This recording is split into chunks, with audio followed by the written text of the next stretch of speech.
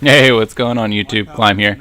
Thanks for joining me on another gameplay breakdown episode. So this is the second in the series of this Trials on Exodus Blue. So this is game 4, and I'm still on my Titan, right? So you still see that I'm running Hawksaw, I'm running the shotgun, and I'm still taking this angle off to the right here through A. Yeah, I just want to see how the team reacts, right? So it worked out for me the first time or several games before, and I'm going to keep doing that while Rock and Odin kind of push up on the left. We just want to see how this team particularly kind of reacts to us playing. So I got that first guy down, and unfortunately got shoulder charged coming in, so nothing really that could happen. Thankfully Rock played that really well. Now I come around here because I thought the guy was going to rush in, so I want to get the angle so Rock and I aren't together. Now this is a little cheeky, a little cocky. Obviously, you saw him scoping in on me, and the only reason I think I challenged is because I noticed that I had second wind on.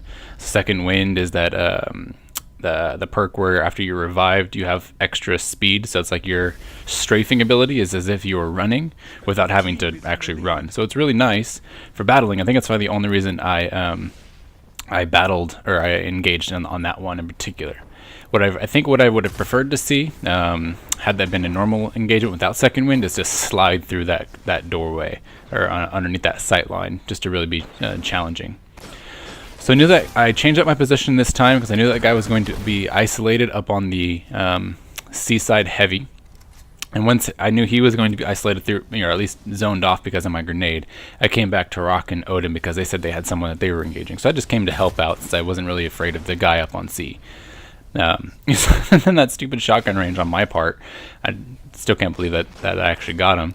Now this is so frustrating, right? So I get this guy down dead to rights, and unfortunately I just couldn't quite finish him off. I mean, he should have been dead there, not only just from the shotgun, but then you saw me getting in that melee. I was so frustrated, and I think part of that is maybe some of the RNG that goes into bullet registration, as well as just my sensitivity. I think was probably on 3 or 4, and at that close range with me aiming down sights, probably just I probably couldn't get as many shots as I could have. Just frustrating. So maybe I could have aimed. I don't know. Maybe fired from the hip. Anyway, so we're going to do the same thing as I've done previously. So instead of going up to C, I'm going to head down through this A corridor. Just see what happens, see how they react, and then because they're giving me this free lane, I'm going to keep pushing in. I'm not trying to be too aggressive because I'm trying to react to the radar. I don't want to, because I want to make sure I still have some cover, and thankfully it works out really well where I'm able to get these 2 guys down. Which means that with Rock with me, Odin's by himself on that one-on-one and is able to kill that guy. So it worked out really well in our favor. Because we had 2 guys that at least Rock and I together could have taken down, and then Odin was left with that one-on-one engagement, and thankfully he won his one, which is great.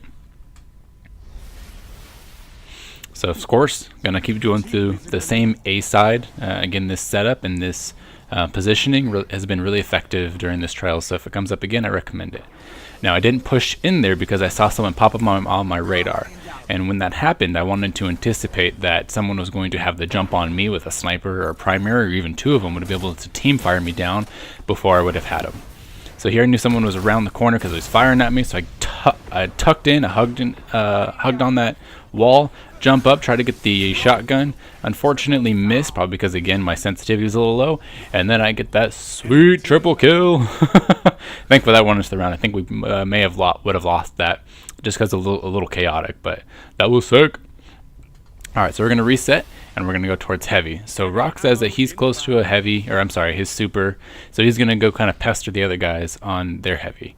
Now I'm not rushing up entirely to heavy because I just want to make sure that they're not going to charge us, or at least one isn't going to charge us. And then I jumped around that sniper alley through that pipeline. I should have jumped a little bit earlier because it still was at head height for a good amount of time where they could have sniped me. But at least I still jumped up and over that sight line. So again, do that always as far as if you know someone's going to be sniping there potentially. And then this is nothing too exciting except just truthing someone down. And just in case you don't know, or I think what certainly helps when you're using rockets is to do that floating mechanic. I think it's easier for me on using warlocks and titans just because you can float without having to keep jumping like you would a hunter, but stay up in the air with your rockets.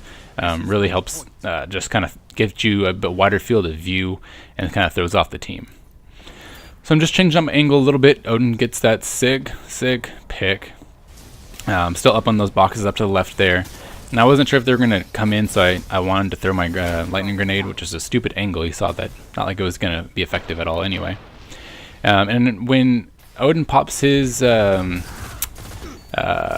gun, unfortunately, I think we should have done or coordinated better is for us to pinch, right? With golden gun or with blade dancer, a lot of roaming supers, it's easy to kind of run away from. And as a team, we should have, like, he should have came out from that side he was going to, and I could have come up through B just to cause some of that radar confusion. And thankfully, that's kind of it. So that Titan down below, when he was charging in, I saw my radar changing quickly. So I threw my grenade. I figured I had enough time just to get a grenade off, because if he was charging in with the shotgun like he was, it would have got a little bit of damage and helped me win that engagement. And then that final kill with that aerial shotgun, you know, again, on the use your verticality when you're doing shotguns. Bait them out towards you and start aiming down. Works really well.